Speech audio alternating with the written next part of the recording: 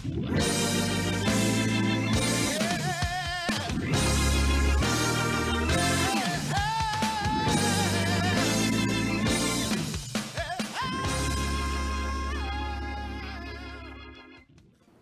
fazer diferença na presente era. Então nós vamos pegar um texto da Escritura, o texto é de Filipenses 2, de 12 a 16, e vocês vão caminhar por esse texto juntos comigo, para que vocês percebam como nós podemos fazer diferença na presente era. É um texto que tem alguns fatores aqui intrigantes, mas que nós vamos lidar com eles e ver aí a maneira como nós podemos fazer diferença na presente geração. A palavra de Deus, ela nos surpreende algumas vezes com algumas orientações que ela nos dá, porque nós de nós mesmos, nós não conseguimos fazer certas relações. As relações que nós fazemos de causa e efeito, se eu fizer isso, acontece isso, elas são muito superficiais. Mas a palavra de Deus, ela estabelece algumas relações que são até certo ponto inesperadas. Então aqui quando nós falamos sobre fazer diferença na presente era, nós criamos alguns ideais, né? Como vou fazer isso? Dando um bom testemunho e tudo mais. Damos respostas assim um pouquinho gerais, né? Aqui o texto que eu vou apontar para vocês é um texto que aponta para comportamentos, para modos de viver que são mais específicos e que podem nos surpreender até certo ponto, como elementos, como fatores que podem promover um impacto maior da nossa vida no presente século. Eu quero compartilhar isso aí com vocês, fazendo diferença na presente era. É o texto de Filipenses 2, de 12 a 16. Vocês vão encontrar aqui, olhando aqui juntos comigo, os versículos 12 a 16, vocês vão conseguir descobrir aqui comigo três formas por meio das quais é possível fazer diferença na presente era. A primeira delas, vocês vão ver aí, está nos versículos 12 e 13. Como eu posso fazer diferença na presente era, à luz aí dos versículos 12 e 13. Note bem, eu estou dizendo que é possível encontrar nesse texto como fazer diferença na presente era, porque isso é mencionado pelo apóstolo Paulo no versículo 15. Ele fala, para que vos torneis irrepreensíveis e sinceros, filhos de Deus inculpáveis no meio de uma geração pervertida e corrupta, na qual resplandeceis como luzeiros no mundo. Então esse versículo aqui mostra que nós podemos fazer diferença na presente era. E olhando então os versículos que circundam esse trechinho que eu acabei de ler agora, então nós podemos detectar o que o apóstolo Paulo tinha em mente, o que ele pensava acerca disso, como eu posso brilhar como luzeiro no meio de uma geração pervertida e corrupta, e assim fazer diferença. Nada faz mais diferença na escuridão do que a luz. Nada faz mais diferença nas trevas do que o brilho. E o texto aqui está dizendo que nós vivemos na escuridão. O texto aqui está sugerindo que nós vivemos numa era de escuridão, numa era de trevas. O apóstolo Paulo usa essa linguagem em outras ocasiões, em Romanos 13, ele usa essa linguagem também falando sobre a época de escuridão que estamos vivendo. Ele fala em Efésios deste mundo tenebroso, deste mundo de trevas. Então, a presente geração é uma época, é uma era, é um período de trevas e de escuridão. E nós podemos fazer diferença aqui. Como? Brilhando como luzes. Agora, tudo isso é uma figura de linguagem. Como nós podemos brilhar desse jeito? Então, os versículos 12 e 13, eles apontam para isso aí. Mas eles só podem ser bem entendidos se os irmãos compreenderem o ambiente textual em que ele está inserido. Vejam aí o que diz o texto. Assim, pois, amados meus, como sempre obedecestes, não só na minha presença, porém muito mais agora na minha ausência, desenvolvei a vossa salvação com temor e tremor, porque Deus é quem efetua em vós tanto querer como realizar, segundo a sua boa vontade. Aqui nós temos a primeira orientação de Paulo, explicando como nós podemos fazer diferença na presente geração de trevas, brilhando como luzeiros. E essa primeira forma é por meio do desenvolvimento da nossa salvação. Ele diz: desenvolvei a vossa salvação. Marcos, pode colocar aí? Primeira forma como eu posso fazer diferença no presente século, eu desenvolvendo a salvação. Então, olha aí para o texto novamente, porque essa resposta é uma resposta que gera outra pergunta. Como? O problema aqui é o Deus agindo para nos dar o desejo para fazer isso. Né? Esse é o problema e essa é a solução. Então, tem que orar para isso todo dia. Mas note, começando aí lá no 12, veja bem, o texto fala assim: assim pois. Vocês podem perceber aqui uma conexão que há com o que foi dito anteriormente? Ou seja, aqui existe aqui um desfecho, o desenvolvimento de um pensamento que já vinha vindo e que agora parece ir chegando aí à sua conclusão. Dele, né? Aqui esse trechinho está apontando para o desfecho de algo que ele já vem falando já alguns versículos anteriores. E esse desfecho, ele se relaciona, é interessante notar isso, não podemos perder isso de vista, ele se relaciona com uma postura relacional na igreja, marcada por humildade. Uma postura relacional na igreja, entre os irmãos, marcada por humildade. Aliás, o capítulo 2, se vocês olharem com atenção, vocês vão ver que o capítulo 2 começa falando sobre isso, sobre a necessidade de nós evitarmos o partidarismo, nada fazermos por partidarismo ou vanglória, mas sim por humildade, considerando os outros superiores a nós mesmos, não tendo em vista o que é propriamente nosso, senão cada qual o que é dos outros. Esse é o ambiente em que o versículo 12 se encontra. Na sequência, no versículo 5, vem a ilustração disso, dizendo: olha, o maior exemplo disso, de alguém que abriu mão da sua grandeza real e se humilhou por amor de nós, é o próprio Cristo. E aí então ele fala: assim pois. Ou seja, esse assim pois está ligado a tudo que ele ensinou acerca de uma postura marcada por humildade, por sujeição, pelo interesse do outro, pela busca da paz na igreja. Não é um assim pois desconexo. É um assim pois conectado a esse ensino ligado à humildade e à busca do interesse do outro, livre de intrigas, livre de conflitos, livre de atritos. Ora, por que isso era importante em Filipos? Porque Filipos era uma cidade em que as pessoas que nasciam ali tinham o status de cidadãos romanos. Eles tinham o jus italicum, era o direito de cidadania.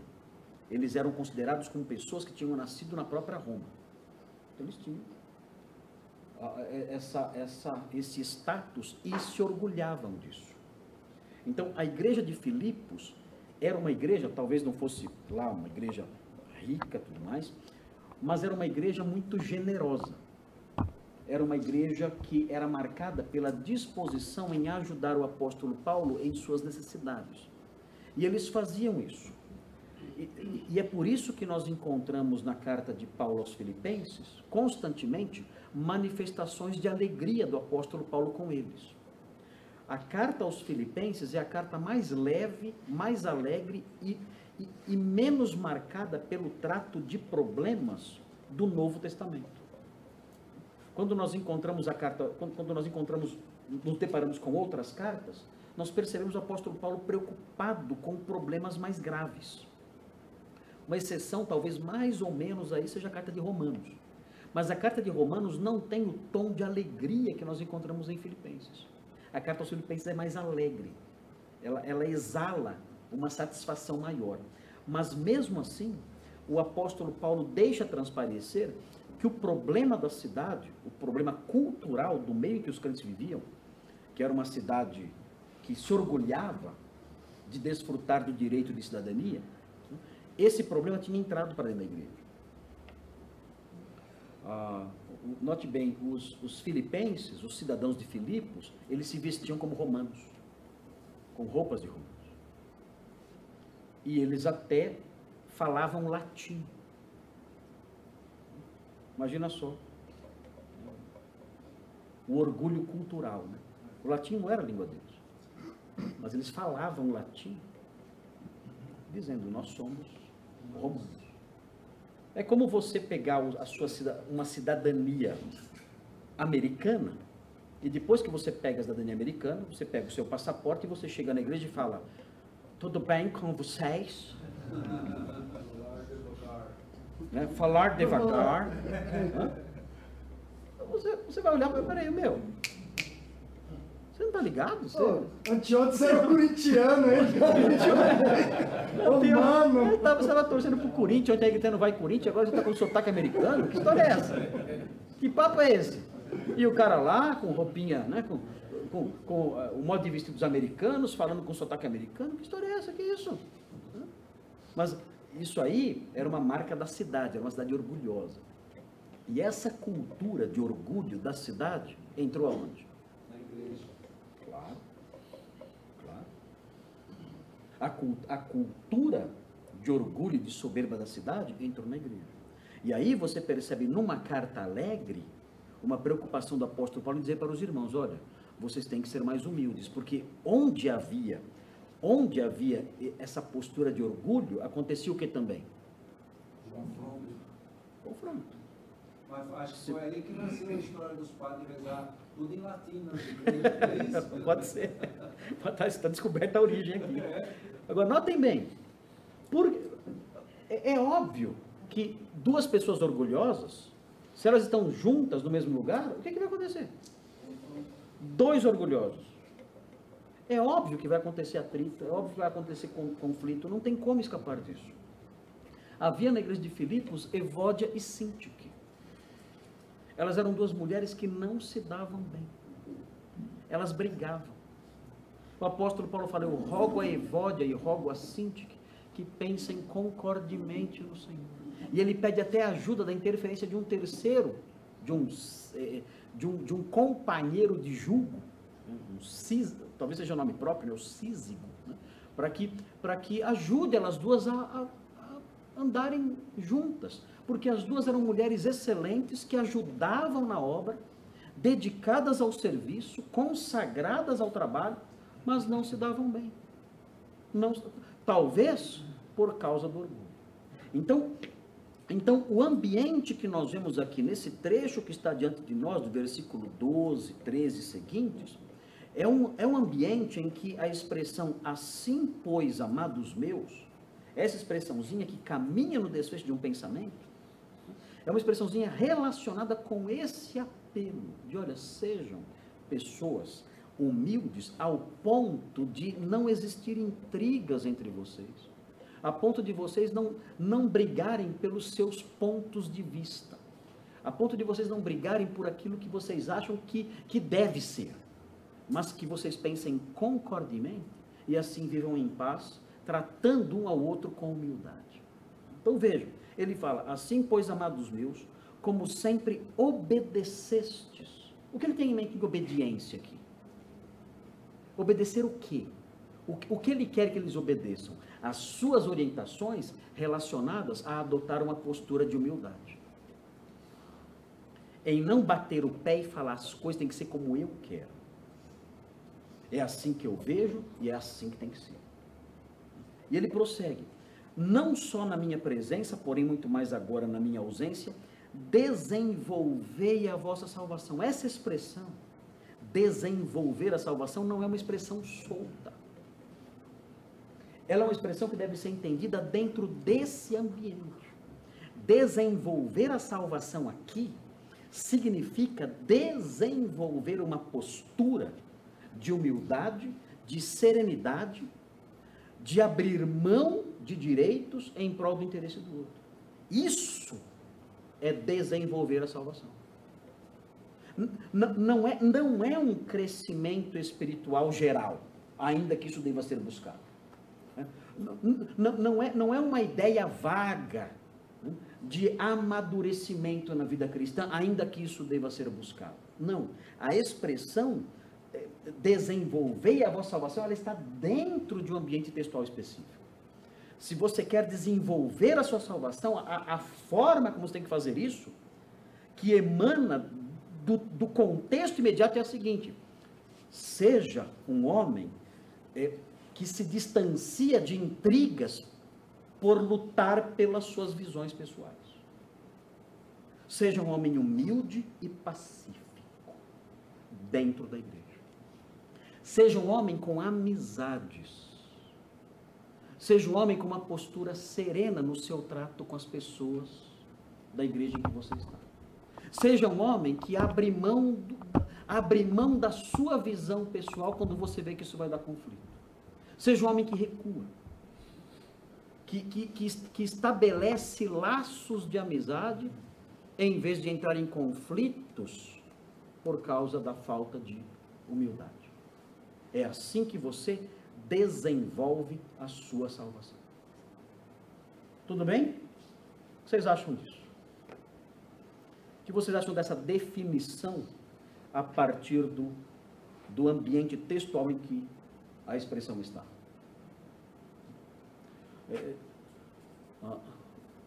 Notem, se você perguntar para alguém como é que eu desenvolvo a minha salvação, a pessoa fala assim: você tem que fazer horas silenciosas, tem que ler a Bíblia, fazer oração. Legal, ok. Mas aqui Paulo está dizendo o seguinte: você quer desenvolver a sua salvação? Quero. Como é que eu faço? Seja humilde no trato com as pessoas da igreja. Seja pacífico no trato com elas, no relacionamento com elas. Abra mão dos seus interesses pessoais por amor da paz. Isso aí é desenvolver a salvação. E por que tem esse nome, desenvolver a salvação? Porque um dos elementos da salvação é a paz. Um dos elementos que acompanham a salvação é a paz. E eu dou mais evidências de que sou salvo quando eu sou um homem pacífico. Mas esse desenvolvimento da salvação é uma atitudes que mostram que você é salvo. Exatamente. Mas não. Atitudes que mostram que você é humilde.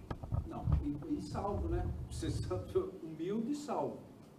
Aqui são atitudes que mostram que você é humilde e, consequentemente, Jesus te salvou. Então, mas você é humilde porque você sempre põe terceiros antes de você, sempre na sua frente. Isso, exatamente. Você é humilde porque você evita o conflito ao brigar pelo que você acha que é. Não estamos falando aqui de brigar pelo certo e pelo errado. Aí eu vou brigar até sangrar. Brigar pelo certo e pelo errado, eu vou brigar até sangrar. Né? Sai da minha frente. Que aí eu viro um incrível Hulk. Né? Agora, brigar por interesses pessoais, por pontos de vista pessoais. Isso não. Aí não. Aí eu vou dar um passo para trás, vou ceder, e aí eu desenvolvo a minha salvação no sentido de que eu me esforço para mostrar humildade a fim de manter a paz. Esse homem é alguém que desenvolveu a salvação. Ou está nesse processo de desenvolvimento da sua salvação. O que isso faz com uma igreja? Se os homens forem assim? É união. União? Vocês acham? E um propósito só também. Um propósito só? Não faz só um propósito. Um propósito só. Agora, igreja tem briga? Assim, entre homens não tem muito, mas... Não. Fala isso no congresso lá. Pergunta que você filma lá quem está falando. Filma lá porque é ele, viu? Depois você mostra lá na igreja. Gente, agora notem bem. O apóstolo Paulo está dizendo aqui, na sequência do pensamento, ele está dizendo que essa atitude vai fazer com que a nossa luz neste mundo brilhe mais forte. Ou seja, nós faremos diferença na presente era se nós adotarmos essa postura dentro da igreja. Nós faremos diferença na presente era. Veja aí o versículo na sequência. Veja aí o que fala o texto. O texto fala assim: desenvolvei a vossa salvação. Olha a atitude. Olha a atitude presente aqui. Com temor e tremor. Note bem. Esse temor e tremor é em relação a quem? Aos homens ou a Deus? A Deus. Então notem. Por que eu vou adotar essa postura de ceder, de manter a paz, de não buscar os meus interesses, de manter a serenidade na comunidade da fé? Por que eu vou fazer isso? Desenvolvendo assim a minha salvação numa atitude de humildade, de abertura de mão. Por que eu vou fazer isso? O texto fala, por temor e tremor diante de quem? De Deus. Diante de Deus. Desejo dele. Exatamente. Eu sei que há um Deus nos céus que olha para a igreja e olha para mim e vigia a minha vida. Então, com temor e tremor desse Deus, eu vou adotar uma postura mais serena no modo como eu trato os meus irmãos. E eu vou recuar algumas vezes, porque eu sei que há um Deus no céu que é o dono da igreja. E com temor e tremor diante dele, eu vou me comportar assim. Eu vejo quando as minhas filhas estão discutindo juntas, ali no Baçal. Nada. Aí eu entro. Oi? Já na hora. Não. Para a discussão na hora. O modo de tratar uma outra já muda. Quer um doce? Quer uma bala? Geralmente, qual é a razão da discussão em casa? É bijuteria ou roupa? É isso, é bobagem. Você vai usar a minha blusa. Não, mas você vai pegar o meu colar. Não, mas aí eu chego. Oi, pessoal. Você quer o brinco também? Isabela, é que eu queria usar o anel. Aí muda. Passou até a vontade. Então, porque existe um fator de temor. Então, o que o apóstolo Paulo está dizendo aqui é o seguinte: olha, nós podemos ser pessoas diferentes na presente era perversa. E essa nossa diferença pode começar dentro da nossa casa. E nós podemos causar impacto dentro da nossa casa, da nossa igreja. Como? Desenvolvendo a nossa salvação. Podemos desenvolver a nossa salvação como? Mostrando essa postura de humildade que o próprio Senhor Jesus demonstrou. E fazendo isso com temor e tremor, sabendo que há um Deus no céu, observando o modo como nós nos comportamos dentro da nossa casa. Dentro da casa dele, na verdade, que é a igreja. Ok? Isso dá a entender alguma coisa? Deus irá interagir se não for desse jeito? Vamos dizer assim, haverão consequências. Porque a ideia de temor e tremor é verificar, é pensar, pô, ele está lá em cima, ele vai interagir, ele vai tomar partido, ele vai me castigar, vamos dizer assim. Talvez a ideia seria mais ou menos alguma coisa para ele. Deus é terrível, se ele agir quanto a isso, eu devo temer por causa disso, vamos dizer assim. Por que o apóstolo Paulo fala, faça isso com temor e tremor? Porque pode ser corrigido. Porque pode acontecer uma disciplina. Ela não acontece sempre, mas ela pode acontecer. Então existe um tomzinho de ameaça presente aqui. Diz, ó, há um Deus no céu. E o homem orgulhoso, o homem que muitas vezes repreendido endurece a cerviz, sendo orgulhoso, ele vai ser quebrantado. A soberba precede a queda. Então, tenha temor e tremor e trate de desenvolver a sua salvação nesse sentido, adotando uma postura diferente em relação ao seu trato com as pessoas, recuando, abrindo mão, mantendo a paz, considerando o outro superior a você.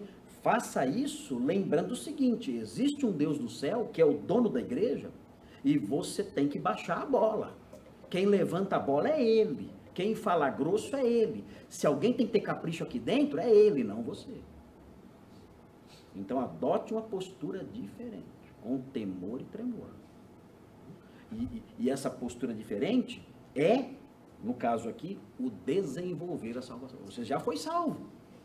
Agora, faça a salvação frutificar nesse sentido, sendo um homem que desfruta e que promove a paz na igreja. Isso vai tornar esse povo, nós aqui, um povo diferente numa geração pervertida e corrupta. Gente, tem igreja que é inferno. Tem igreja que é um inferno. Você não consegue. É só quebra-pau. É todo mundo brigando. É gente com cara feia, falando mal-humorado, brigando, e partidos. Não tem condição isso aí. Uma igreja dessa aí presta um desserviço para o rei. Então aqui o apóstolo Paulo mostra que em Filipos isso poderia acontecer. E de fato estava acontecendo. Briga o tempo todo. Ele fala, olha, isso aí não faz diferença no mundo presente. Pelo contrário, isso é um reflexo do mundo aí dentro. E não faz diferença nenhuma. Para o mundo, uma igreja desse jeito. Ok. Veja aí a sequência aí. Porque Deus é quem efetua em vós tanto querer como realizar segundo a sua boa vontade. Aqui é uma contradição na Bíblia. Uma grande contradição. Desenvolva essa salvação. Porque é Deus quem faz o que coloca o querer e o realizar. Mas como é que eu concilio essas coisas aqui? Se você conseguir conciliar, você me fala. Depois de 2.000 anos de teologia, a gente não consegue conciliar ainda. Mas esse aqui é um dos grandes textos da Bíblia que mostram que a responsabilidade humana e a soberania absoluta divina, elas convivem juntas, sem a gente saber exatamente como linká-las. Mas as duas coisas são verdadeiras. Aí o que acontece? Aí no meu dia a dia, eu desenvolvo a minha salvação e eu consigo fazer isso que ele fala aqui.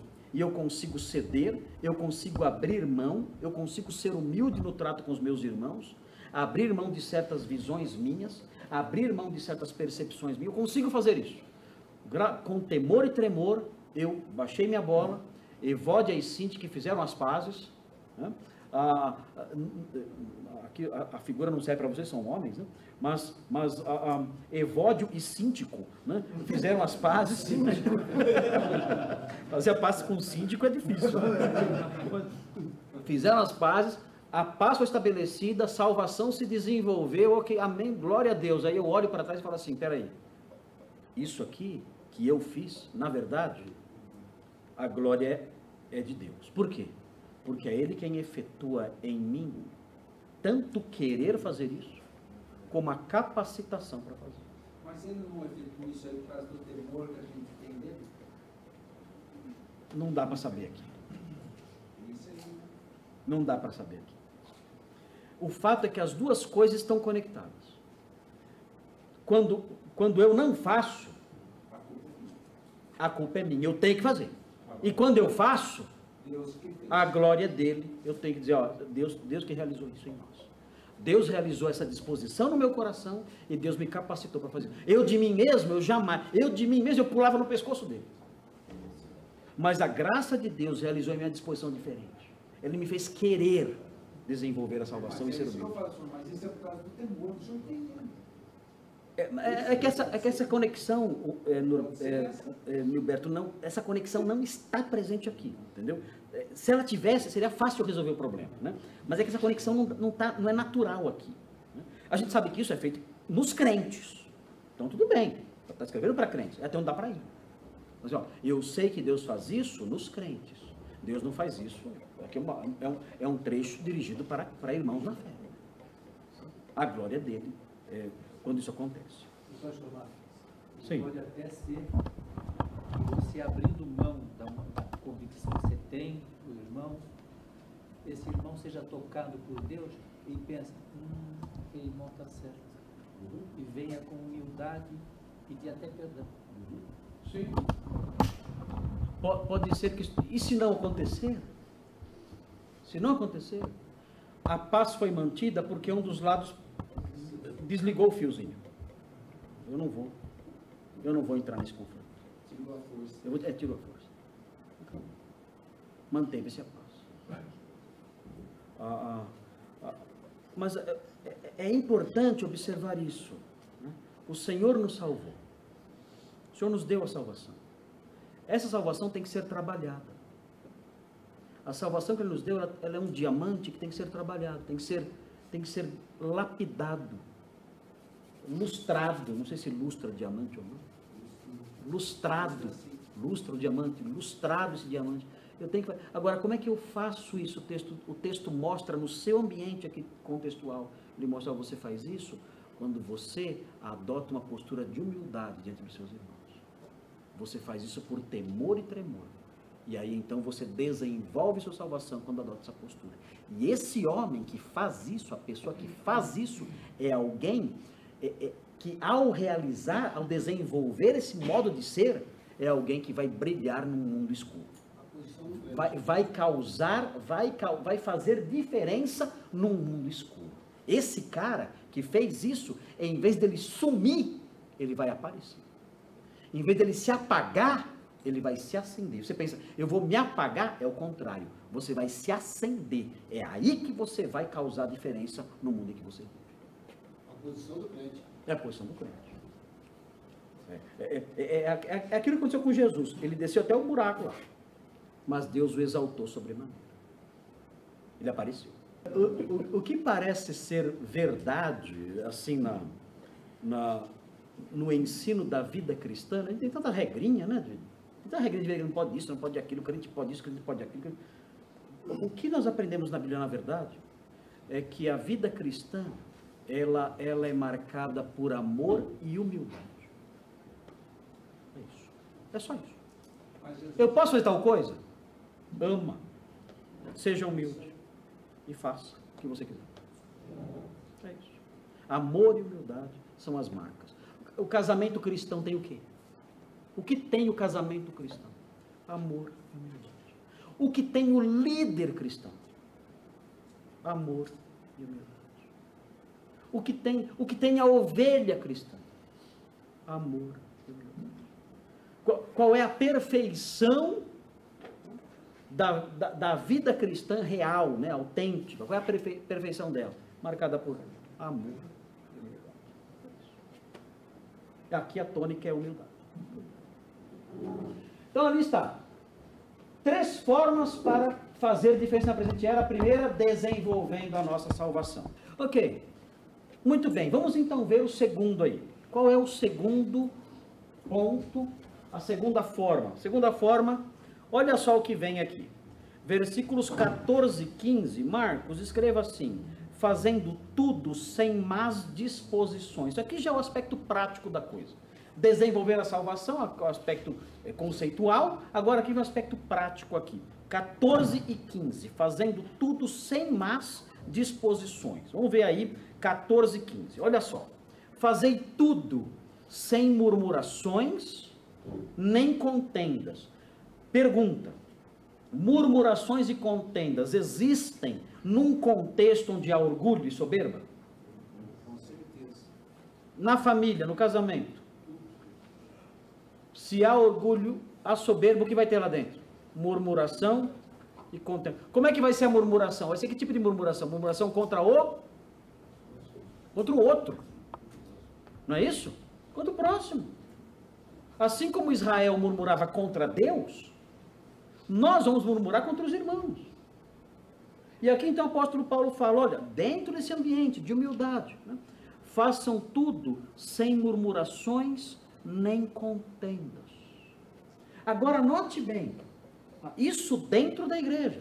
A minha postura é essa: eu não vou brigar com ninguém, eu não vou murmurar contra ninguém, eu não vou ficar com zum falando mal desta ou daquela pessoa. Esse tipo de coisa é muito perigoso. É coisa perigosa por quê? Porque isso aí cria partidos. Se eu me aproximar do Marcos Samuel, do pastor Marcos Samuel, e começar a murmurar no pé do ouvido dele contra alguém, eu estou trabalhando para criar um partido. Eu começo a falar do pastor Thomas. Olha, pastor Thomas, o cara não tem noção. Esse cara... Isso é verdade. Tudo que eu falei é verdade, né? Mas eu estou criando divisões, partidos, contendas.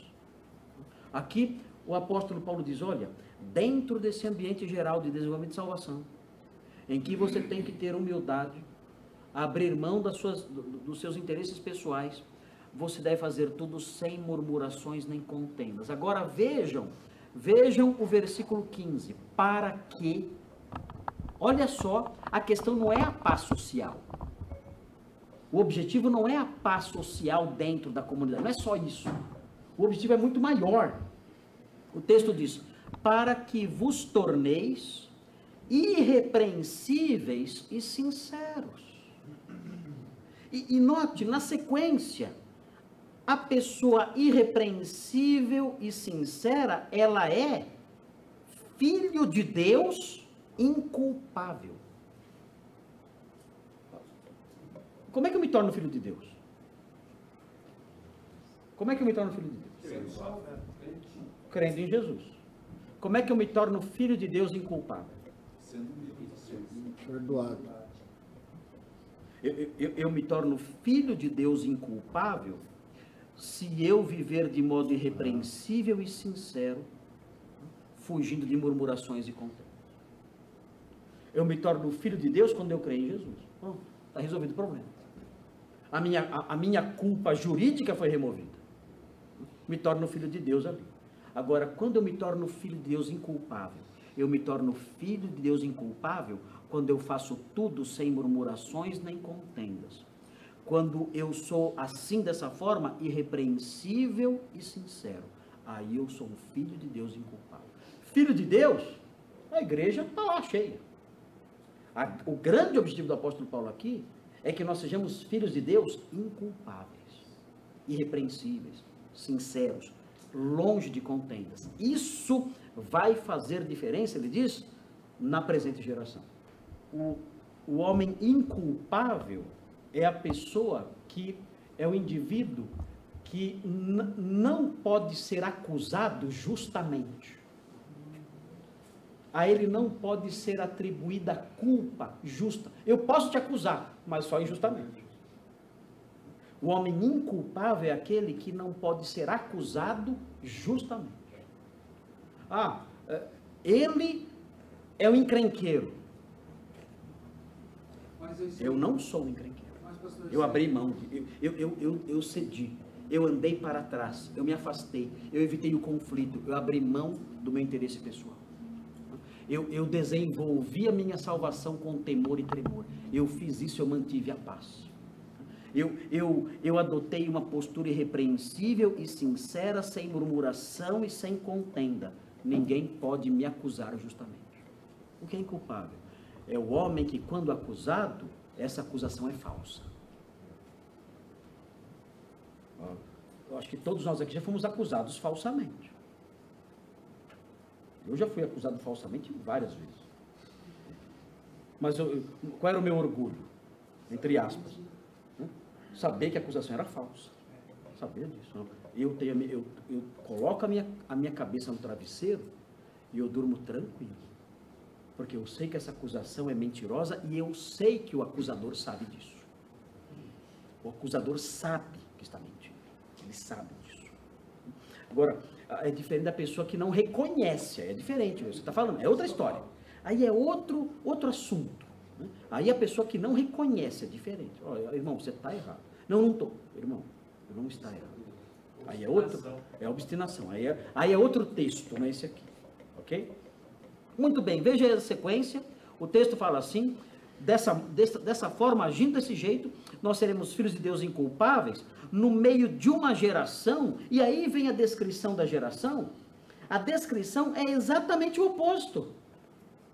O filho de Deus é irrepreensível e sincero, ele é inculpável, e a presente geração é o quê?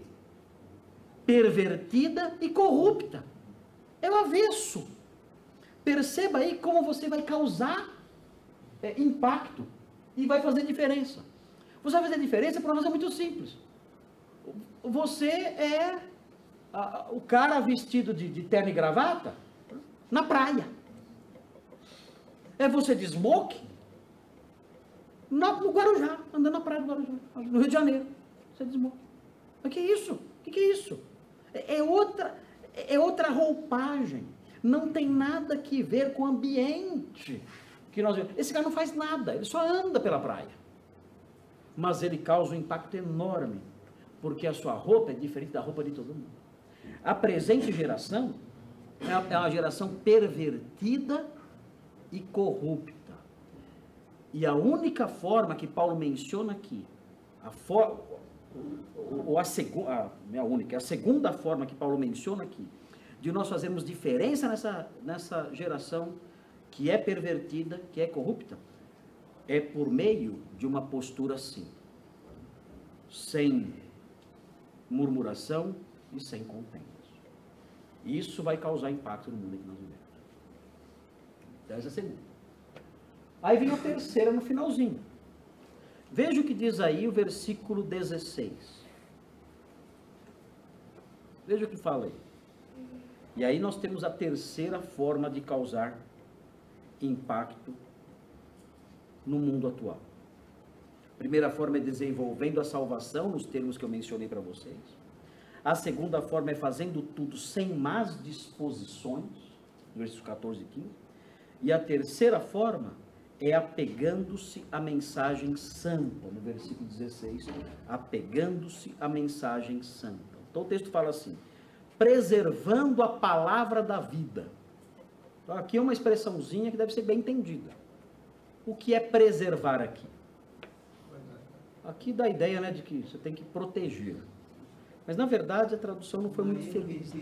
Apeguem-se firmemente Isso. à mensagem da vida. Aí essa tradução é bem melhor. Porque aqui preservando dá a ideia de você proteger para não estragar. Né? Mas não é essa a ideia. A ideia presente aqui é fixar a atenção, se apegar. Você tem que se apegar firmemente. Fixar a sua atenção em quê? Na palavra da vida. A palavra da vida é o quê? O que é a palavra da vida? É o seminário onde o Marcos estudou. Não. É o nome do seminário, palavra da vida. Tiraram o nome daqui. Preservando a palavra da vida. A palavra da vida é o Evangelho. Eu devo fixar a minha atenção no Evangelho, nas realidades do Evangelho, nas verdades ligadas ao Evangelho que dizem respeito à minha salvação. E tendo isso em mente, me fixando nisso, me apegando a essas verdades, eu vou fazer diferença no mundo em que eu vivo, nessa geração pervertida e corrupta. Digam para mim, vocês aí que estão acompanhando, o que vocês acham, que aspectos da palavra da vida, do Evangelho, se eu me apegar a eles, eu vou fazer diferença lá fora? Existem verdades na palavra da vida, o Evangelho, a palavra da mensagem que... Ele chama palavra da vida porque é uma palavra que traz vida para as pessoas, ou seja, é o Evangelho. Palavra da vida é a palavra que traz vida para as pessoas, é uma mensagem que traz vida para as pessoas, é o Evangelho. Que aspecto da palavra que dá vida, que aspecto do Evangelho, se eu me apegar a ele, se eu me apegar a esse aspecto, isso vai fazer com que eu cause diferença, com que eu faça diferença na presente era. Há vários aspectos, mas diga um que se eu me apegar a ele, eu vou fazer diferença lá fora. A disposição de humilhação é uma delas, que foi mencionada aqui, e lá vai fazer diferença. A santificação, se eu buscar a santificação, como ensina o Evangelho, eu vou fazer diferença lá fora. Ame seu irmão mais que a si mesmo. Amar o irmão mais do que a si mesmo, é uma mensagem do Evangelho. Oi? Quem está falando? Ser justo. Mas lá atrás. Ok, ser justo.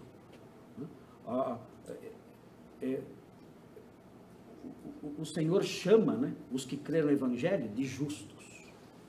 Ele se refere a eles assim, os justos. Então eu tenho que ser justo, isso vai fazer a diferença na presente era. Porque muitas vezes para você recuar diante de uma situação na igreja e não causar divisões ou conflitos, é você abrir mão e esperar que o Senhor no tempo devido traga a devida justiça ali com alguma coisa que está acontecendo. Então, confiar na soberania do Senhor ajuda bastante a você manter a paz ali e aguardar. E o Evangelho fala disso, fala da justiça de Deus. Então eu descanso, não, o Senhor fará justiça no tempo devido. Eu não vou fazer isso agora. Agora, existem verdades ligadas à salvação interessantes. Por exemplo, uma das verdades, nós somos adotados por Deus. É uma das verdades da salvação, do Evangelho.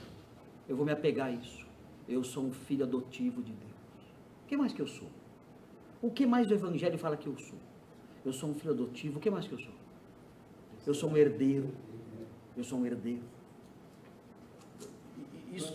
Se eu me apegar a isso, isso vai fazer com que eu faça a diferença lá fora. O que mais que eu sou? Testemunha. Eu sou um testemunho? Uma testemunha da verdade. Eu sou uma testemunha da verdade. Eu passei a ser uma testemunha da verdade. Isso faz com que eu cause diferença no mundo lá fora. Nós somos embaixadores de Cristo, proclamadores da sua mensagem. Isso faz diferença lá fora. Que outro aspecto do Evangelho? Nós somos adotados, nós somos herdeiros, nós somos justificados, nós somos... O que mais? Embaixadores. Somos embaixadores, somos transformados, somos filhos dele, até falando da adoção, somos transformados, somos comprados. Esse é um aspecto importante. Nós somos redimidos, nós somos resgatados. Ele pagou um preço para nos libertar. Somos servos. Então, todo apego à palavra da vida, o apego à palavra da vida, que abrange todas essas coisas, fará com que eu viva na presente geração de modo a causar diferença. Carlos, depois irmão Nilson.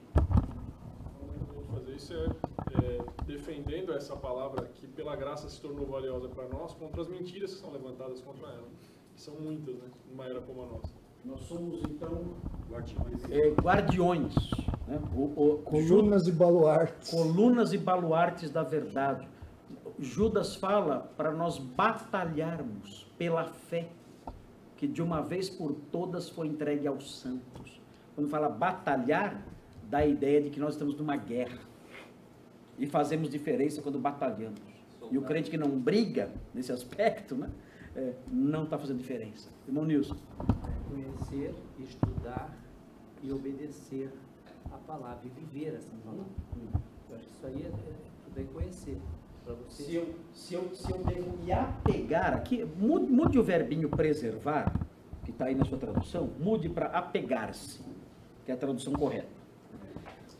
Para eu me apegar a essa palavra, eu tenho que conhecê-la. Eu tenho que para tê-la em mente, continuamente eu devo conhecê-la. E aí causar impacto nessa geração pervertida e corrompida. Renato? Oi? Ele veio falar isso, retendo firmemente, olha aí, pronto, apegar-se, segurar ela ali. Mas ficou estranho, né? Mas ficou preservando a palavra da vida, dá a impressão de que eu tenho que colocar na geladeira ela para não estragar. No contexto lá da carta de Efésios, Paulo fala que a igreja serve de testemunho para os anjos. E no capítulo 2 ele discute justamente o conflito que estava tendo lá entre os irmãos. E ele fala, olha, vocês têm que viver em paz porque vocês também servem de testemunho para os anjos. Eu quero saber se nesse texto aqui, esse contexto desse testemunho cósmico assim, também é possível, ou Paulo está preocupado só com o testemunho entre os homens aqui? Aqui ele não fala disso. Sobre o impacto desse testemunho no mundo invisível. Sobre esse assunto aqui ele não fala. A preocupação dominante do apóstolo Paulo aqui é a seguinte, olha, irmãos de Filipos, por favor, vocês são tão legais, vocês me dão até ofertas, eu estou aqui preso em Roma, e vocês me dão a maior força, ninguém me ajuda, ninguém manda dinheiro para mim, e vocês mandam, Epafrodito chega aqui, trazendo as ofertas para mim. E é um alívio danado. Vocês são tão legais. Que igreja joia vocês são. Eu não preciso de mais nada. Eu estou aqui preso, aqui nessa prisão. Tudo bem que é uma prisão meio light, né, domiciliar, né, mas as minhas necessidades são supridas por vocês. Eu me alegro com vocês. E vocês renovam a minha esperança de desfrutar de uma libertação real. Que eu sei que virá, eu estou percebendo que virá. Essa libertação virá logo. E vocês contribuem não só com a oferta, vocês contribuem fazendo com que essa minha expectativa seja ainda mais alegre. Eu estou feliz com vocês. Mas caramba, tem uma coisa aí que estraga tudo. Tem coisa aí que está estragando tudo. Vocês são muito orgulhosos do trato de uns com os outros. E isso está causando prejuízo. Isso aí já tem lá fora. Lá fora é uma selva. Na empresa onde vocês trabalham, é um querendo arrancar o fígado do outro. Na escola onde vocês estudam, é um querendo passar rasteira no outro. Nenhuma amizade lá fora é verdadeira. É só gente hipócrita, esfaqueando vocês pelas costas. Agora, vocês querem fazer alguma diferença nesse mundo em que vocês estão? Não basta só ser legal comigo. Não basta só trabalhar e mandar ofertas, que eu sei que são sinceras. Mas está faltando um pedaço nisso aí. Está faltando uma dimensão em vocês que pode fazer toda a diferença na presente geração. E que diferença é essa? Que comportamento é esse? É vocês começarem a baixar um pouco a crista.